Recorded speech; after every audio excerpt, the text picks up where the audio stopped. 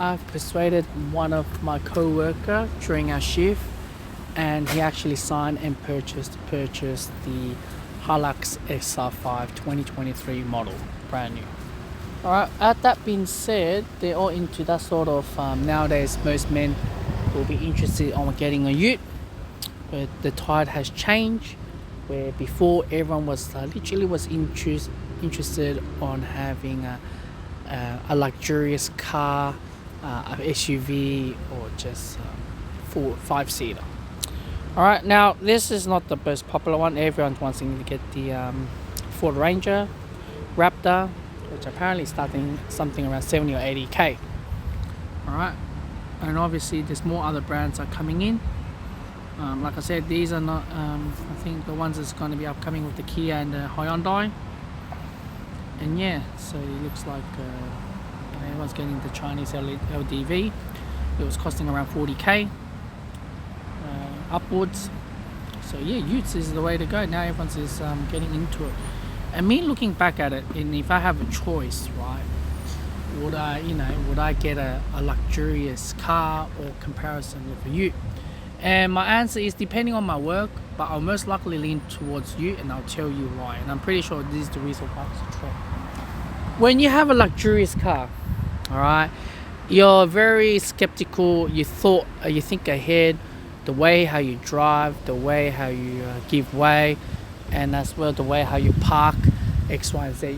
You're very fear of having one scratch or dent on the car. And obviously on the way how you drive on the road is just very, very like you have to give way, this and that. The moment you have you're tailgating people, you're speeding up, you have this power status. It feels like having this big car, regardless if it's a $40,000 or $100,000 ute. But it gives that sort of notion for individual, and it does more for you, where you can, at the back of the ute, you can pretty much have whatever imagination, or even a dirt bike. You can carry caravans as well.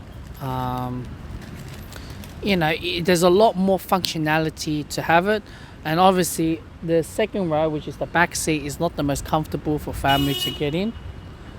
Because of the seats cannot recline, unless if you get the LDV, it can recline probably like extra 20 or 30 degrees.